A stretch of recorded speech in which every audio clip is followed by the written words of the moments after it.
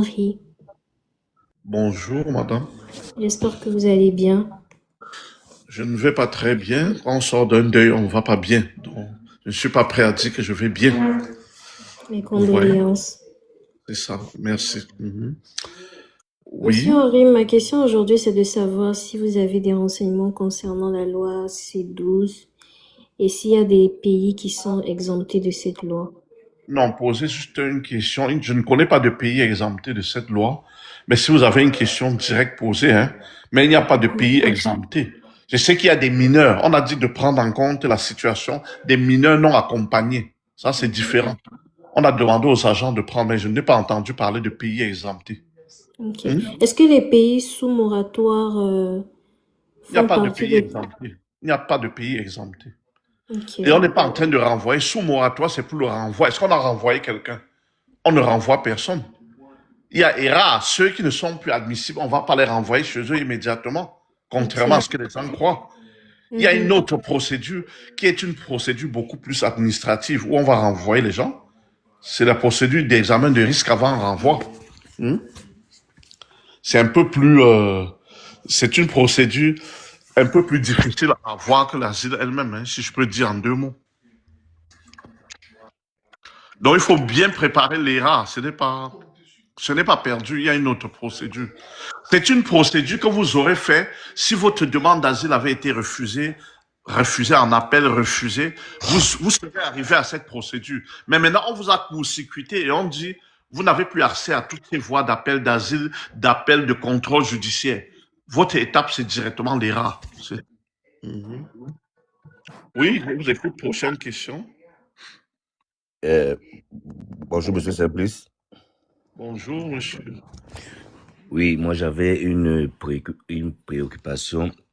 Je suis arrivé ici en septembre 2024 avec mes deux enfants issus d'une précédente relation. Je suis venu en tant que marié avec mes deux enfants issus d'une précédente relation.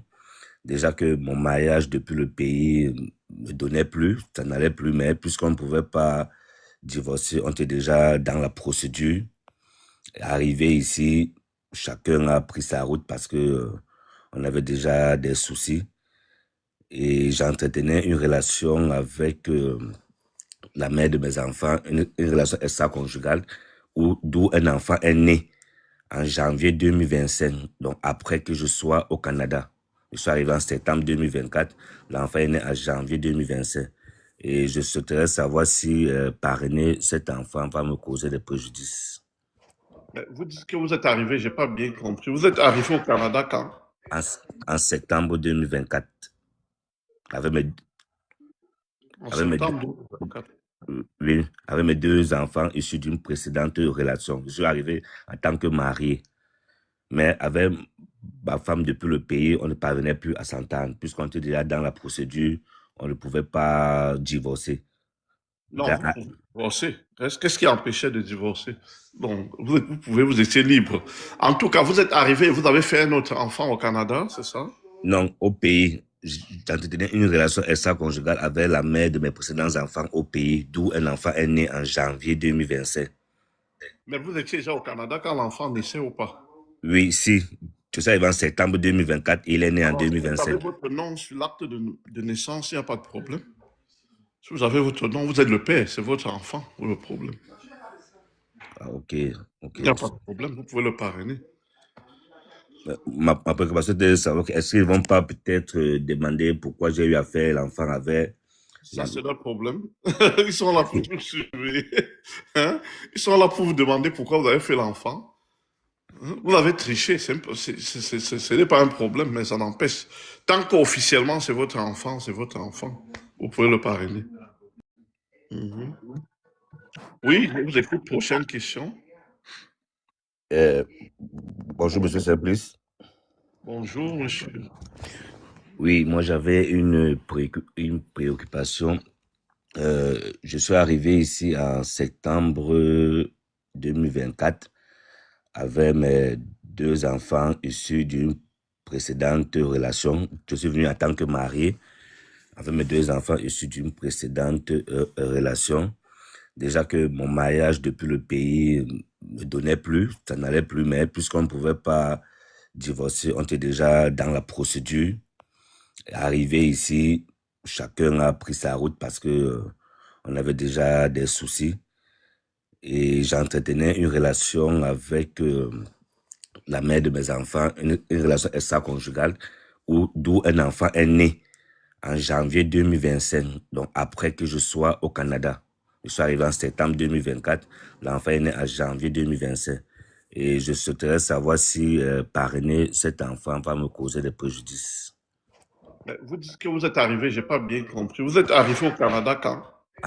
En septembre 2024, avec mes, En avec mes, deux- septembre 2024.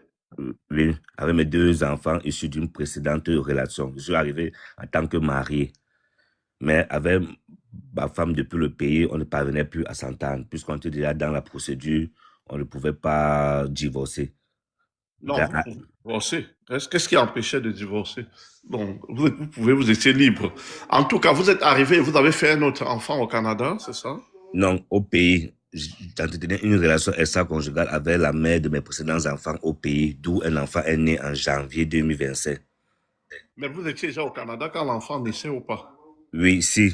Tout ça arrivé en septembre 2024, il est né en Alors, si vous avez 2025. votre nom sur l'acte de naissance, il n'y a pas de problème. Si vous avez votre nom, vous êtes le père, c'est votre enfant, où est le problème? Ah, ok, ok. Il n'y a pas de problème, vous pouvez le parrainer. Ma préoccupation était de savoir est-ce qu'ils vont pas peut-être demander pourquoi j'ai eu à faire l'enfant avec. Ça, c'est leur problème. Ils sont là pour vous surveiller. Hein? Ils sont là pour vous demander pourquoi vous avez fait l'enfant. Hein? Vous avez triché, ce n'est pas un problème, mais ça n'empêche. Tant qu'officiellement c'est votre enfant, c'est votre enfant. Vous pouvez le parrainer. Bonjour, monsieur Simplice. Bonjour. Monsieur Simplice, moi, il y avait une préoccupation, puisque moi, je suis entré au Canada par entrée express, et puis j'ai fait 7 mois à l'Ontario, et puis moi, il me demande si en changeant de province, ça ne va peut-être, ça ne va me causer les problèmes au moment de demander la nationalité. Ça peut arriver, comme j'ai souvent expliqué. Ce n'est pas le premier conseil qu'on donne de changer la province, de venir au Québec. Vous voulez venir au Québec, mais lorsqu'on n'a pas de choix, on peut. Hmm? Oui. Ouais. Lorsqu'on n'a pas de choix, on peut, pourvu qu'on montre sa bonne foi. Vous devez démontrer, par exemple, comment vous avez cherché du travail là-bas, vous n'avez pas trouvé. Gardez des preuves avec vous. Hein? Ok. Gardez des preuves pour comment vous avez cherché et vous n'avez trouvé qu'au Québec, par exemple. Si vous avez un enfant malade au Québec qui est étudiant, c'est un exemple que je prends, qu'est-ce qui va vous empêcher de venir vivre au Québec? Vous devez prouver la nécessité qu'au départ, vous n'avez pas l'intention de venir ici. Votre intention, au départ, c'était d'aller en Ontario, d'aller hors du Québec. Mais c'est les circonstances qui vous y obligent, hein? Qui vous ont obligé à rester là-bas. Il faut garder la preuve quand c'est nécessaire. Donc, jamais on ne peut conclure qu'un résident permanent est limité. La Charte canadienne des droits de l'homme dit que un résident permanent peut vivre où il veut au Canada. Hein? Donc, Oui. en respectant la Charte a une valeur constitutionnelle, c'est-à-dire elle est au-dessus des lois. Donc, si la Charte vous permet de vivre partout, vous pouvez vivre au Québec. Maintenant, si vous avez une nomination provinciale, c'est plutôt autre chose, c'est pas la même chose. Hein? Ok. Si c'était entrée express avec une nomination provinciale, parce que là, vous avez signé un contrat avec la province. Donc, c'est ça. Donc, en général, on peut toujours se déplacer, mais ce n'est pas la première chose à faire. Bonjour, Monsieur Henry. Bonjour, monsieur. J'aimerais savoir, vu les nouvelles lois qui sont sorties depuis maintenant 2 jours là, si nous n'avons pas peut-être eu d'audience, est-ce qu'il y aura un examen de risque avant le renvoi? Écoutez, on ne va renvoyer personne au pays sans passer par cette étape-là. Ok, ouais. Personne ne sera renvoyé directement au pays. C'est une autre procédure. On vous envoie sur l'ERA. L'ERA, l'examen de risque avant renvoi, c'est une procédure administrative. Le risque renvoi, c'est un peu plus complexe que l'autre. Ok, Quand je dis complexe, je veux dire, ce n'est pas contradictoire, c'est une procédure administrative où le débat n'est pas forcément contradictoire. Donc, ben, en général, on accepte moins à cette étape-là. En général, dans les statistiques, on accepte moins. Mais tout le monde aura droit à ça. Personne ne sera renvoyé au Canada du Canada directement.